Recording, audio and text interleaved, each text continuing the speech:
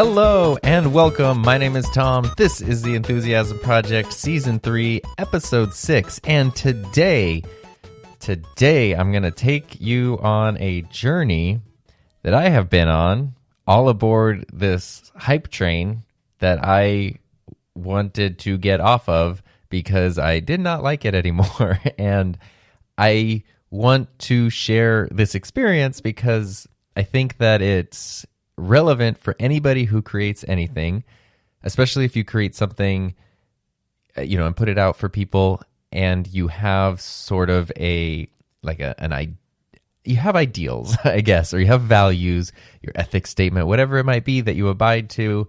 This might be something that is relatable, especially if, the thing that you do is tied so directly to an intrinsic passion of yours. And I think that it's relevant to a few discussions we've been talking about in previous episodes, especially with things like the ethics statement and, just essentially staying true and authentic.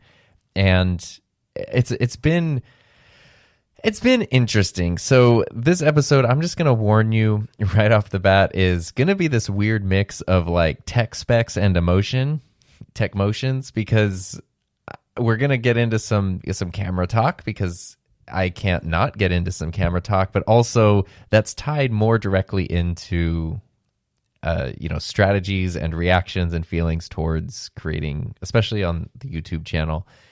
And so if you're a camera person, it'll be right up your alley because you probably already know what I'm talking about. If you're not a camera person, I think it'll still fit because the lessons learned are universally applicable. So this is essentially, like, if I were to sum up the problem that I found myself in, it would be that in my entire life, since I have very clear memories, 4 years old was like the time that I was introduced to the magic of a video camera, which was an 8mm Sony Handycam, the F35, I think was like the exact model of it. And clearly it was a life-changing moment, just being introduced to what a video camera can do, capture motion and sound and let you relive it like later that same day or years later. And ever since then, I was absolutely just hooked on cameras. Literally never in my life from 4 years old to now at 34 years, I've never been tired of talking about cameras. I think about them all the time. I read about them all the time. I watch videos about them all the time. I teach about them all the time in my job. I talk about them on here. I have a YouTube channel about them. I talk to friends and even people I don't know about, like, it's just a thing. I mean, that's why I decided to even go down that niche for my YouTube channel, because it was literally the thing that I just don't get tired of. And so for sustainability, that's a good thing to do. I reached a point where I don't want to talk about cameras anymore. And that means we're going to talk about cameras today, because that had me worried, because that hasn't happened. And I've been around, and it has to do with all of these camera releases. If you're not aware, in the world of cameras, over the past, really the month of July is a crazy month for releases from Canon and Sony. I think Nikon did something too. But it's something that should be positive, really. And for me, it became really negative. And what I mean by that is this all started several months ago with me thinking about getting a second camera, which it totally makes sense. The easiest solution is like, Tom, you make a bunch of videos and stuff. You should probably just get a second camera. Oh, okay, I'll get a second camera. And then it's done. But I never make things that simple. So instead, what I did was overthink everything. Maybe you can relate to that. And what happened, first, saying I need a second camera felt like a very privileged, spoiled statement to say in the first place, because good Lord, like, how many people are trying to just like get a camera because they need their thing to make their stuff. And I'm over here with truthfully already a second camera, but I just wanted a better second camera. And what I mean by that is years ago, like my first like YouTube focused camera that I got about 3 years ago was the Canon 6D Mark II, which is a great camera. It's awesome for photos. It does good video. And I really loved it when it came out. And it was one of those cameras that was super underrated. Everyone trashed it. And then a few months later, everyone kind of discovered like it's a really practical, great camera. And I really like that camera. And especially when it came out, if you wanted a full frame camera, especially with great autofocus and a flip out screen, there weren't other options. And this one was affordable too. So it is a super like winning camera. It's not a 4K camera or anything like that. It's just regular HD. But you know, I made tons of videos with it. It went all over my Iceland and Europe trip a couple of years ago. It's been all over with me, and it's a good camera. But I did notice that it was there was just something about the video quality that wasn't quite where I wanted it to be. Even though it wasn't 4K, it was just sort of like almost this digitally look, almost like if you've seen a JPEG photo that's been like compressed a little too much and it starts to get kind of pixely and garbly looking. That's sort of what sometimes the footage from the camera would look like. Sometimes it would be amazing, like the most crisp, beautiful looking stuff ever. And other times it would be like, kind of garbly. Especially if you've seen it in my videos, I usually have some level of like facial scruff. And up in like my facial scruff, it was just there was no clarity. Everything's just kind of running. So my face was literally garbly. Not what you want when your YouTube channel and things is a lot of your face on screen. And that was why at this point, over a year ago, I bought an EOS R because it was kind of the same story as the 6D. Camera came out, everyone trashed it. Then a few months later, I was like, oh, this thing's actually like so practical, so good, so usable. I got that and I was blown away by how much better the video quality was. It's a mirrorless camera, but otherwise they're not that different. I mean, they do use different image sensors. But what it really is like, I mean, I guess it's the sensor obviously does make a huge difference. But what I think my problem with the 6D is that it only films in what's called IPB compression. So video files can get really, really big. Usually cameras will give you a few different options for how to compress them. If you want better quality, the files get larger. If you want smaller files, you usually reduce quality. The 6D doesn't give you a choice to choose. It just does IPB, which essentially means that if there's not a lot of motion in the frame, it kind of like compresses multiple frames together to save space. And that makes total sense because I was noticing stuff like in Iceland, I would set up the camera and film like a landscape shot, mountains and clouds and stuff where there's not a lot of motion.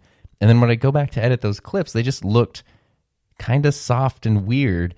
And I didn't know why. And I thought it was me. I thought I was messing up some setting because then I'd go film something else and it would look amazing. And I was realizing it was mostly clips that don't have a lot of motion, didn't look that good. And a lot of my main shots on my YouTube channel are me talking. So there's not a ton of motion. I move with my hands and stuff, and my face is staying kind of in the same spot. The background's kind of staying the same. And so that compression was actually negatively affecting huge chunks of my videos, which is a problem. And so anyway, I got the EOS R and it gives you more options for better compression. It also does have a 4K option that's, it's limited because it crops in. So it's like you don't get to see your whole frame. You're just cropped in. And I think it's a 1.7 times crop. So it doesn't work for me in like my main shot, but it works great on like B-roll clips and stuff. So if you watch my videos and you see, I'm talking about something and then it shows a close-up of that product or whatever, that's usually in full native 4K because it's the EOS R can crop in. Anyway, I'm kind of getting into the weeds here, but whatever. That's I like talking about cameras, obviously. And anyway, what I noticed as soon as I started using the EOS R, wow, video quality looks so much better, and there's no digital garbliness, and everything's great. Cool. Over the year that I've been using it, my 6D then kind of became a second camera. This is a lot of backstory, I know, but it's okay. And the problem I was having was the 6D was like it wasn't an ideal second camera because about a year ago, even though most of my videos aren't native 4K, I do upscale them to 4K to put on YouTube just because I do think it does look a bit better. Obviously, that's like a little more future-proof, and I'm kind of like, it's a little bit janky, so I'm filming in 1080, and then I make a 4K Final Cut project. Actually, it's 3840 by 1920, so it's a little wider because it fits better on like mobile devices and stuff.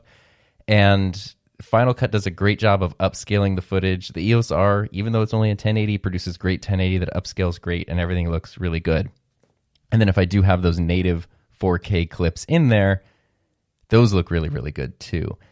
Obviously, because they're native. And so that's what I've been doing. But the 6D, which was already not giving me the results I really wanted at 1080 all the time, and then scaling that up to 4K, it just doesn't look so great. And I was using it a lot of for a lot of top-down shots, especially if I do like a Rodecaster Pro video and I have a top-down shot, it doesn't scale in great. And if I need to crop in on like the display of the Rodecaster because I'm changing a setting, it starts to look just real blurry. It just doesn't look good. And then you cut back to like my main shot, which looks great. And the 6D doesn't have, I didn't want to make it my main camera, put the EOS R on top, which would have looked better for the top down shot, but then the 6D wouldn't look good for the shot of me. So it's sort of this frustrating thing of like, I don't have like an ultra reliable second camera, but I'm doing a lot more projects where I'm using a second camera, or I could use one. And it's interesting that just sort of became the case. And so I started thinking like, well, what if I just got a second EOS R? But me being the nerd that I am and reading all the rumor websites, way back at the early part of this year, I knew Canon's going to come out with new cameras this summer. So I'll wait and check those out. And earlier this year, the leaks came out where it's going to be an 8K camera, full frame, everything, completely amazing specs you would never believe that Canon was going to have. And I was like, even if it doesn't live up to these specs, they're going to be a good camera. It's going to be a good camera, and I can just get that, and then that can be my main camera, and my current camera can be a great second camera, and then I'll have every shot looking great. So fast forward to this summer, Canon makes their announcement, basically everything everybody thought about. I'm super excited. I jump on, pre-order the camera because I'd been waiting all these months for it, which is very expensive. It's what is the price? Is it $3,800 or $3,900? Well, after tax, it's $4,200 just for the camera. That's by far the most I've ever spent. My computer doesn't cost that much. Like, that's a lot of money. But I talked myself into it and justified it essentially by saying, hey, my day job is to work with cameras. My main thing that I do outside of my day job relies on cameras.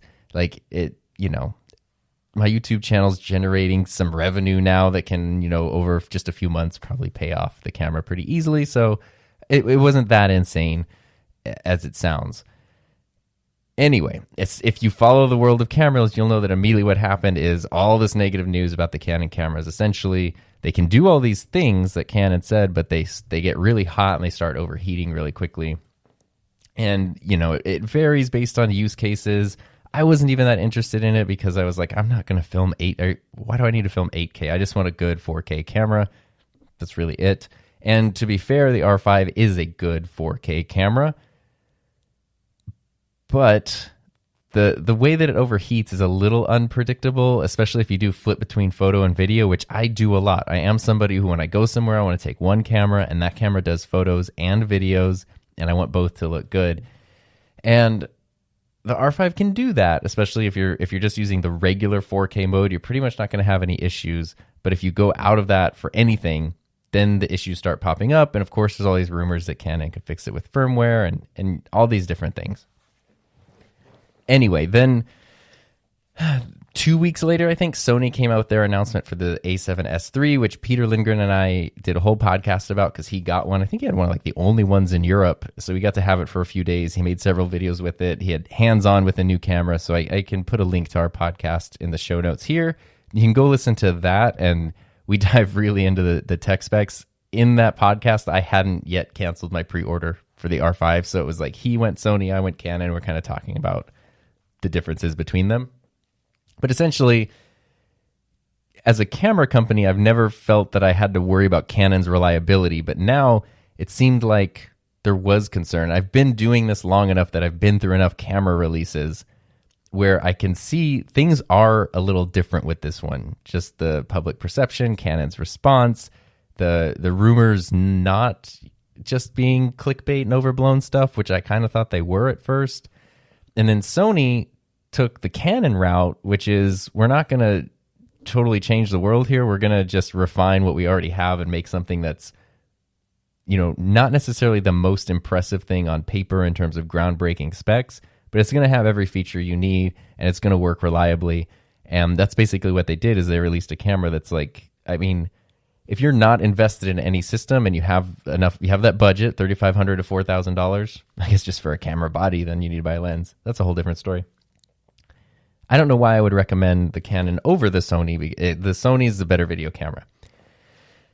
And so I was like, dang, okay, well, I canceled my order then, and I was thinking about pre-ordering the Sony, but if you're someone who uses cameras, you kind of know that switching between brands can be a pain because they don't use the same lenses, they don't use the same batteries. In this case, they don't even use the same memory cards. So it's like you're running these two systems parallel. You can get some adapters.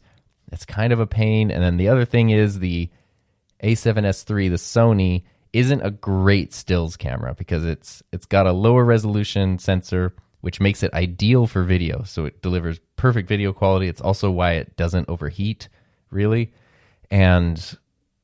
But that means it's not great for photos. For photos that are being shown digitally, it's perfect. But if you want to print anything or do anything large or do any kind of crazy editing and cropping, it's just not really made for that. And it's a little tricky because it looks like a stills camera, but you have to get it into your brain that it's really more of a video camera than a stills camera. Anyway, as I said, I'm somebody who wants his camera to do both. And the EOS R, for me, has done both. It's a 30 megapixel camera, so it takes great still photos that you can blow up and enlarge like crazy. And it takes incredible video. It just doesn't have full frame 4K. That's really my only complaint. It's never overheated. It's never given me any issues. It's always been ultra reliable, great battery life, all this stuff. Anyway, so I keep saying anyway because it's like reliving this thing. So this isn't that crazy. This was essentially me just going like, which thing do I want to buy? And there's a little bit of extra pressure because it's really expensive. And then me being disappointed because the thing the system I'm invested in wasn't going to work right now. So then do I jump somewhere else?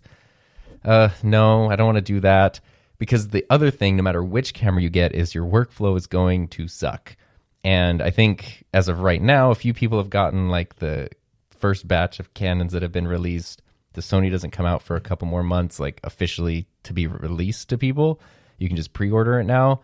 And I think as more people use these cameras for video, the biggest issue is going to be that their computers like explode because the footage is so large and the file sizes are ridiculous. I was talking to Peter using the Sony camera for his review video on that camera, which is like, I don't know, 13, 15 minutes, something like that. A very normal YouTube video length. His project file was over 1 terabyte, 1,000 gigabytes. And the actual video file itself, I'm not sure, but he has a brand new, fully spec'd out computer that like came to a halt trying to process some of this footage. And then you take the Canons, which are even higher resolution, higher bit rates, more information. And it's just like, it's not that you're just buying the camera, but you also have to buy the memory cards, which, by the way, cost something like between $150 and $2 per gigabyte. So you can kind of do the math on that if you need a 256 or 512 gig memory card, but it's $1.50 or more per gigabyte. Those get really expensive, and you have to get the high capacity ones because all the files are huge. So you can't get like the 64 gigabyte tiny one because it will last for a few seconds of some of that footage or a couple minutes at most. And so there's that huge investment. And then how are you going to store all that stuff? Do you have the hard drives? Do you have a server at home? And then how are you going to work with that on your computer? Do you have a computer that's powerful enough? Do you want to take the time to process the footage and render it and create all these proxies? And so I was just sitting here and my head was kind of swimming like, oh, geez, this would, even if it were the perfect camera in terms of quality, the workflow would be an absolute nightmare. So I just decided, you know what? The whole thing I wanted to do was get a second camera, and I really like the EOS R, so I'm just going to get a second EOS R. I did that, and I was able to get it for a brand new one because they're lower in price now. It literally cost 1/3 the price of the Canon R5. 36%. I did the math of the Canon R5, which is crazy because really the only difference is that it's not full frame 4K in my workflow. So that's it. Otherwise, I mean, and the autofocus is a little better it's a lot better on the R5, but the autofocus is great on my camera. And it's like, plus there's no weird wait times. Like I got the camera in like 2 days, already have been able to use it for photos and videos, already been able to have, 2 cameras into my workflow. Both cameras are identical, so the buttons are the same. I've set all the settings the same. They work the same. They match each other perfectly. It's like the level of smoothness it is incorporated into my workflow has been ridiculous. And so that was absolutely the right choice for me. But let me tell you, nobody is excited to hear you buy a 2 or 3 year old camera. And I wanted to give you that whole thing, that whole journey. So that's where I ended up needing a second camera. Which one? This one, that one, no, the other one, oh, this, that. And then ending up on just getting a second one of the one I already had. The reason, though, the thing that was happening in addition to that was the chatter of the online world, because these hype trains that they've been called are just ridiculous. Like people are hyped about this. And I was excited because I never get stuff like a camera as soon as it's released or whatever. I always get it later. And so I was excited. Like, I've been waiting for this for so long. I'm going to get a pre-order. I've never pre-ordered something like that. And there's the whole online community. There's everybody in my video niche is very excited and interested in this stuff. And it's really fun to be a part of that excitement. It's like going to a movie or something, like a big movie on opening night when people used to be able to like go to movies, and people are like dressed up and super excited about it. And it's kind of that shared thing. Almost felt like that, but then quickly turned super negative. And I was literally getting messages from people who were like, I think I'm going to pre-order this. Should I cancel this? I mean, people I don't even know, and they're panicked about which pre-order to get and things to cancel. And I'm just like, this is not that much fun. And then Sony comes out with their announcement, and of course, pretty much anyone who is in my world that was into video was just like, this is the one to get. And then there's a lot of like trash talk between like camera brands, and then they're just sort of, there's just a lot of people flexing on their spending $4,000 on a brand new camera, and it all just kind of exhausted me and grossed me out in a pretty big way.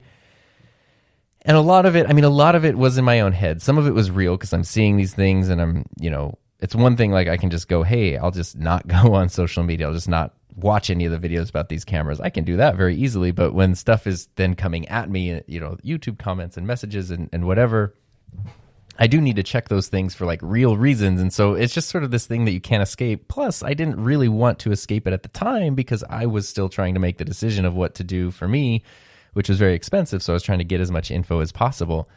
But a lot of it was in my own head because there was this underlying thing. I've had a few people literally say to me, like other creators in my niche, like, why don't you do like real 4K? Like you need to be doing real 4K, which is, it's 2020, sure, but I don't because it's just a lot easier and I think it still looks good. And this whole thing started because I actually did want to do 4K, but that kind of put a little insecurity in me. And this is very embarrassing to admit, but that's part of the reason I wanted to do this episode, is because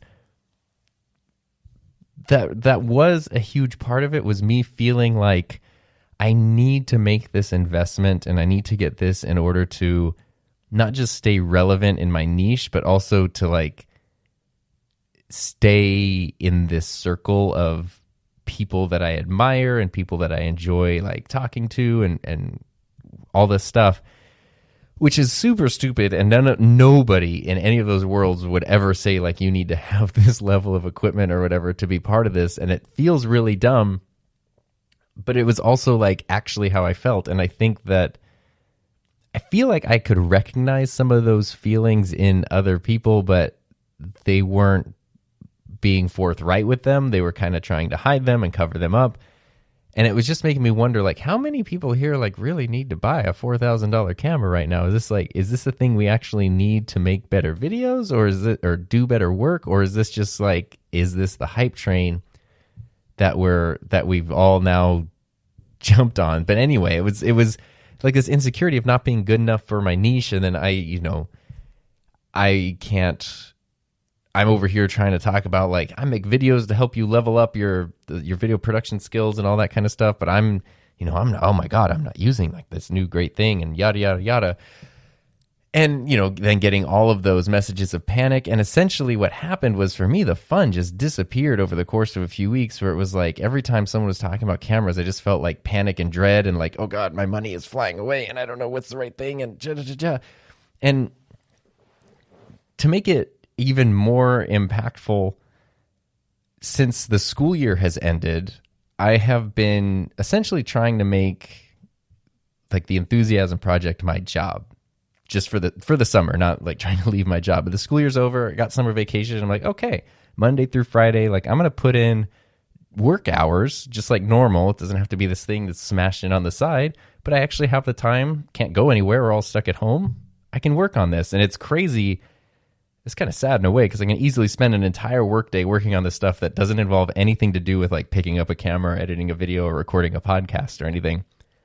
But it has been interesting, and it's been great to like make more stuff. You know, all through the month of June, I think I basically did a video like every 4 days instead of one a week. So it was like double the amount of videos.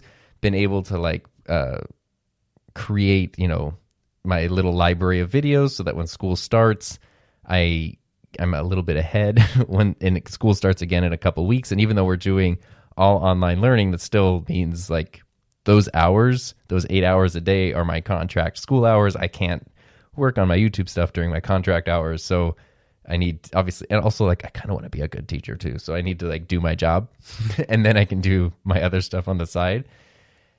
And it just felt good. And I was so excited about things. Every time I'd record a podcast, I get super psyched. Every time I would talk to Peter and we do a podcast, I'd be like just so excited about stuff, finishing videos, showing them to Heather, and just excited. And then over the past few weeks, that just completely disappeared, where literally I was getting to the point where I was like, I'll just like let the couple videos I have post, and then I'll just like not do anything for a long time. Like I'll just let it run out, which I knew isn't a thing that I would actually do. But I was at the point of like, I just don't want to do it for a while because this is just not enjoyable. And that is really concerning. And fortunately, Heather is there to kind of like not just be supportive, but also smack some sense into me. And she kind of, you know, I vented to her about this whole thing and she was able to kind of remind me like, look, when we first met, the thing that you were excited about and the thing that she got excited about, like before we were even a couple or anything, just working together on stuff was literally the way I projected my enthusiasm, because I was not telling her like, look at this camera specs, but I was like, isn't it incredible that we can make this stuff and that we can share it and we can express our creativity and it's free, and we like just the awe of everything was kind of like where everything came from for me. And this was the exact opposite of that, because this is nitpicking, you know, these incredible tools and spending absurd amounts of money on. It was just the opposite of that. And then we were talking about like, well, what do the people who watch your channel and listen to your podcast want? Like, who are they? Are they, you know, is this something they need? Is this going to be helpful for them? Because it's clearly these new tools might add a little bit of quality, but they're going to just destroy my entire workflow.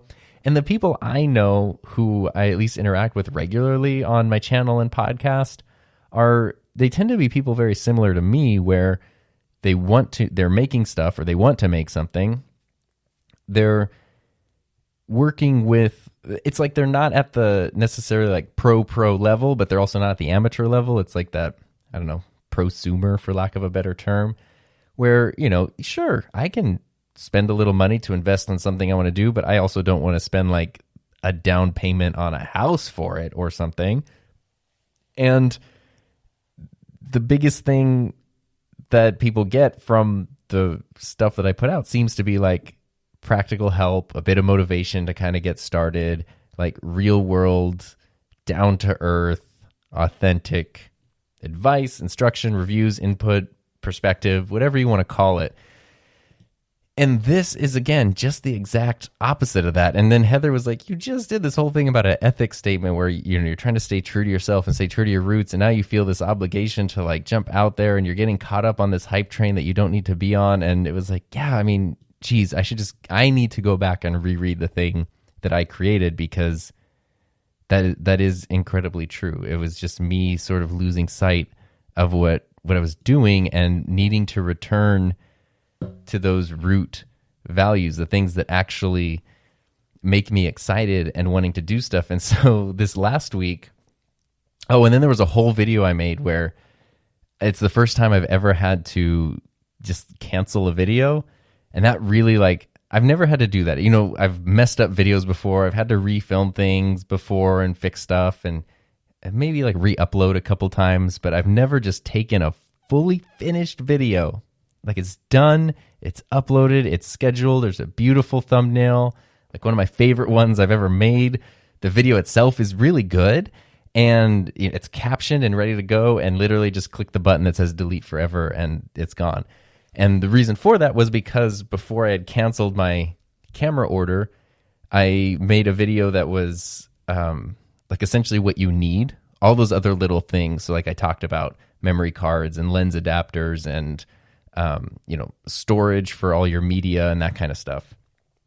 And because people can get these cameras and then be excited and then realize they can't use them until they have to spend a little more money on all these little things. And so I had been like, well, I'll order a memory card now, order this now. I was like kind of piecing together everything else I needed. So when the camera got here, I'd have everything I needed ready to go. I decided to make a video about that.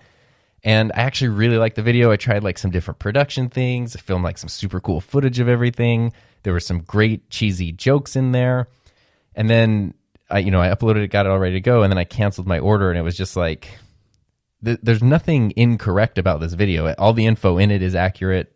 Everything in it is true, but it really would feel disingenuous to put this out there, which clearly makes it look like I'm endorsing this and I'm getting this, and then I'm not. And so conceivably someone could see that and go, oh, this is what Tom's doing. I like the way Tom's stuff looks. I'm going to do what he does, so I'm going to get that. And then they find out, oh, never mind. He didn't actually do that. He just made this video that seemed like he was, which then just seems like you're capitalizing on a trend. And that's kind of what Heather was saying, when she was like, this doesn't seem... She's usually like never critical like this of my videos. She might tell me like, oh, like this makes sense over here, or have you thought about changing this or whatever. But she's very rarely like, the whole topic of this video seems off. And she was like, I don't know your niche, so maybe this fits in the niche. But for me, it just didn't seem like it fits. And I thought it made sense in the world of like what was happening. Like, hey, yeah, we're all excited for this new stuff. I just want to help people figure out what they need to be prepared, so that way they can actually use the thing they're super excited about when they get it. And I still think that was the case. But again, like I said, just the fact that I wasn't at that point anymore putting my money where my mouth was meant that I probably shouldn't be making it seem like I am. And so I just decided to take the video down, which then, that frustrated me because I actually liked it. Like I put effort, I put pieces of myself into these videos, and it's like to just get rid of it really, really sucks. And it also just in terms of practicality, like I'm prepping for school year, I'm developing this whole online curriculum, there's all this other stuff going on. The idea that like now I had spent a couple of days filming and editing this thing, and it was essentially just wasted, which it wasn't, because, I'm sure some of those little B-roll clips I can use in a future project. I'm sure there were little techniques and things I learned along the way that are going to help me like make better videos in the future. So I know it wasn't wasted energy totally, but I've never had to just throw a video away like that. And it really just hurt in a way that's kind of tough to describe and really got me down. And so it was like, it was essentially like following this hype, kind of like I said before, put me in a position where the thing that I used to love talking about, which is cameras, and the thing that I used to love working on, which is like my channel and all that stuff, was just making me sad. And there's plenty of other ways to just be sad in the world. Like I can just watch the news and then I can be sad that way.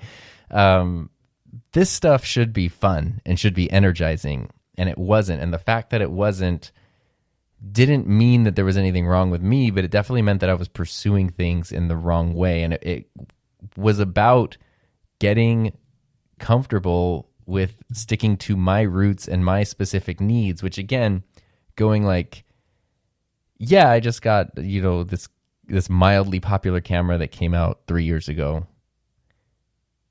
Yay. I mean, I'm super excited. I'm like psyched. I was staring out the window for the UPS guy the whole day because I couldn't wait. But that's not the thing that seemed like it's going to be super exciting to people, except that if I remember, the people that the whole point of me trying to be helpful to people who seem to be like me means that they would be excited about that, because if I am, then they are. Like, it's kind of that thing of, in a classroom setting, if a teacher says, are there any questions, or feel free to ask any questions, chances are, if you have the question, other people have the question too. Well, chances are, if I'm in this situation, other people are in the situation too, and other people are probably wondering, if I want to make great videos and I want to create great content, do I need to spend these really absurd amounts of money on stuff? And I know in the world of cameras, it's not necessarily an absurd amount of money, but for an average person who, it's a lot. $4,000, no matter how you slice it, is an insanely large amount of money. And do I need to do that? Plus memory cards, plus lenses, plus all this stuff? Or is there another option that is going to get me like pretty good results, maybe even the same results, and a better workflow? And then that's where I can come in and go like, yes, everyone's really psyched about this. That's cool. I don't want to take away from anybody's excitement. If somebody did order one of these things and they're waiting for them, or they're using, I want them to enjoy it. I want them to be excited about it. And I hope that the reason they got it was because it was something they needed or they wanted, and it's going to help them do what they want to do better. For me, that just was not the case, unfortunately. And it was just like, I on the surface level, this feels very silly. And I feel, again, a little insecure and embarrassed to even talk about it, because it's like, you are just sitting there complaining about like which second camera to get. Are you kidding me? Like, people have real problems. But the value, I think, in the discussion is to go below that. And what does it mean in terms of like creative fulfillment, in terms of, comparison being that thief of joy, of trying to fit in somewhere? And Heather brought up a point too, because I said that same thing to her, where I was like, I'm embarrassed that this is even bothering me, because I don't feel like it's a thing that should even be bothering me. And she said, well, that's not really being fair to yourself. That's, it's the same thing when somebody says, oh, I'm upset about this, or I feel bad about that. And they're like, well, there's starving kids in, this country or that country. And it's like, it doesn't, yes, that is true, and perspective is important, but it doesn't negate your feelings and your emotions. And Heather took it a step further, because she's like, I know you and I know your background, and you've talked about all this stuff. You spent most of your life feeling like you didn't belong somewhere and feeling like you didn't fit in anywhere. And then a few years ago, you started this YouTube channel and you found a whole world where you legitimately belonged. Like, you found other creators, you found a whole niche, you found an audience that actually like cares about what you make and enjoys what you make and supports what you do. And you found a place where you belong by doing these things. And over the past few weeks, you've started to feel, whether it's true or not, you've started to feel like you don't belong there, because you're not just following, you're not just doing the same thing, or you're not, getting this tool or investing in this thing. And I think that was very accurate too, and again, even though that's all in my own head, I can't think of a single person in real life who would say like, Tom, we can't talk or be friends because you were just using an EOS R and not an R5. It's like, and then they'd spit on me or something. I don't think there's anybody who would do that. But in my own head, it's just the idea of like, well, I guess I'll just be stuck at my level, and then you can be the real. Okay. I don't know if I've ever told the couch story.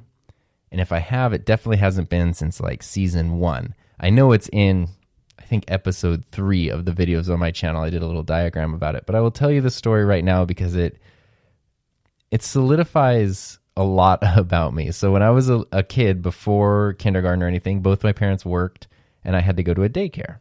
And I actually really liked this daycare.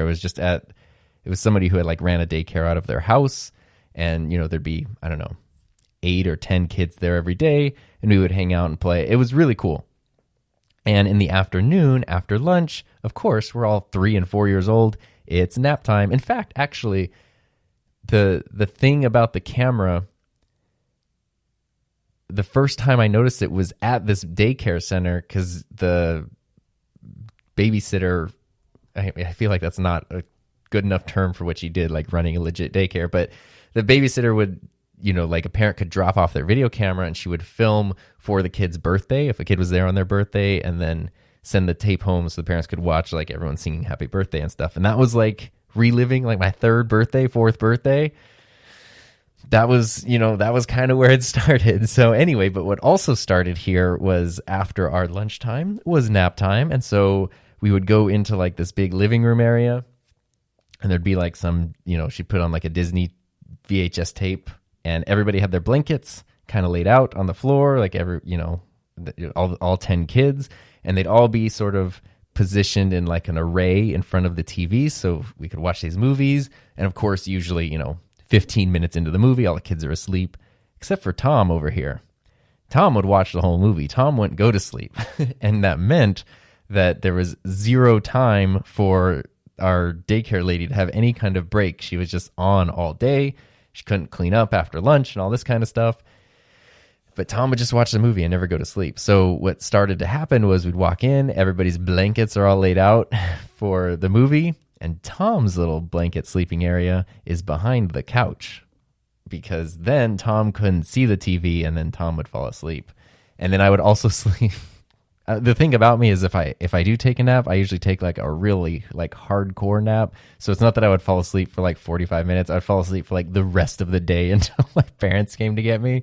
And I'd wake up and everybody else would be gone, and I would be like dazed and confused. But it really was a bummer, because I remember, okay, we can start the movie, and like I would go like sit near the TV with everyone else, and then about 10 minutes in or whatever, it'd be like, okay, Tom, time for you to go to your thing. And I'd have to go like behind the couch. And I remember trying to like look under the couch and like see the TV. Can I see it a little bit? And there's like fuzzballs and lint and stuff that I'm looking through, and I can't see anything. I just felt completely isolated from everybody else who was together. And, when that kind of thing happens, not once or twice, but for a year, it kind of affects you in a way. And even where I live, it's a great place to live. I'm not disparaging the place where I live, but I essentially live 2 hours away from Los Angeles, 2 hours away from San Diego, pretty much surrounded by mountains. I do live in a valley.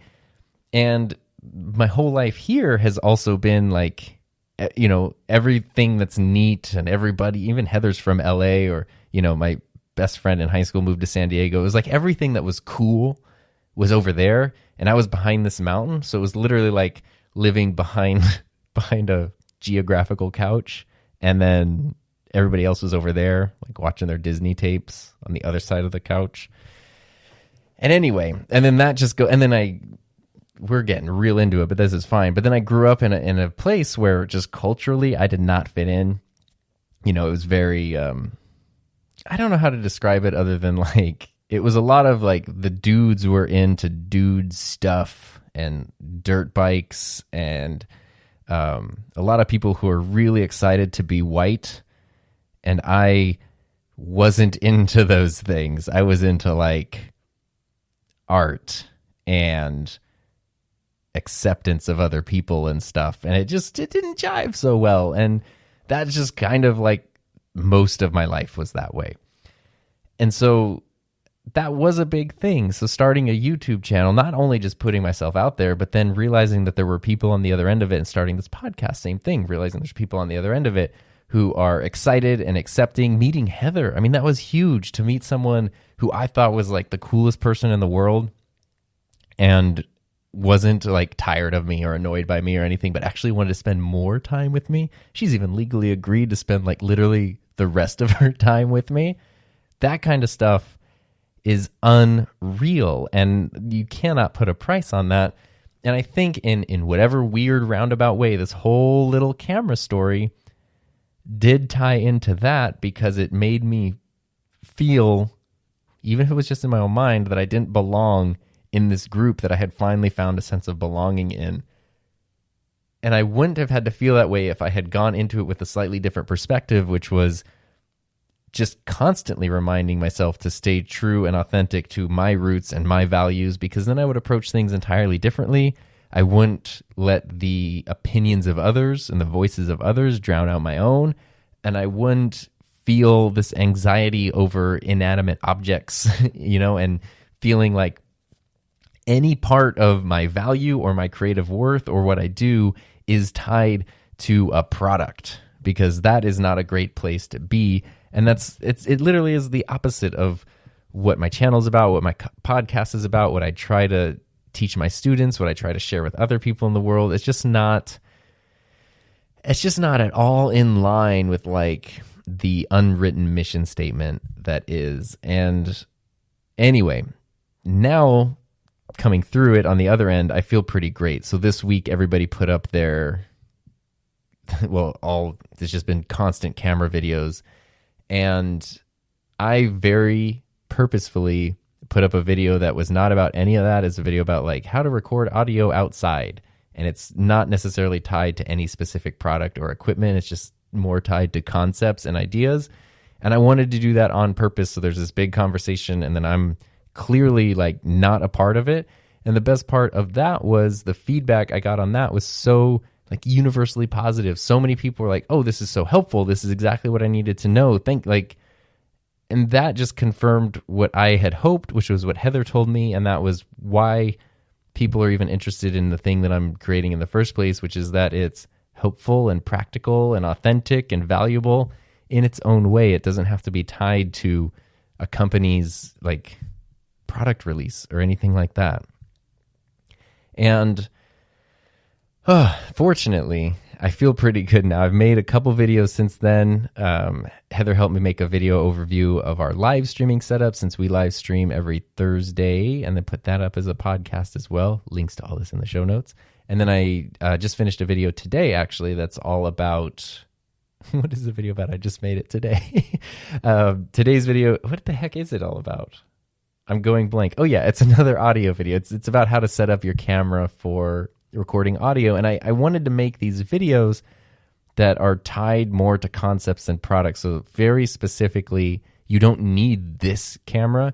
This is how you would do this on a camera. You do need a camera, and you do need a camera that, lets you plug in a microphone. But it doesn't matter what brand it is, doesn't matter how new or old it is. These basic concepts are going to work. And that I like that because it just felt a lot more approachable. Doesn't mean I would never... Obviously, I'm going to make more videos that are tied to specific products, but just for right now, while I was feeling this way, doing these more universal topics was really helpful, and it made me able to reconnect with what I enjoy doing the most, which is also, fortunately, what I think benefits others the most. And luckily now I'm feeling pretty good, because it's really scary when the thing you love suddenly becomes... a source of stress and frustration and sadness, and that something is wrong and needs to change. So that is my story. I feel like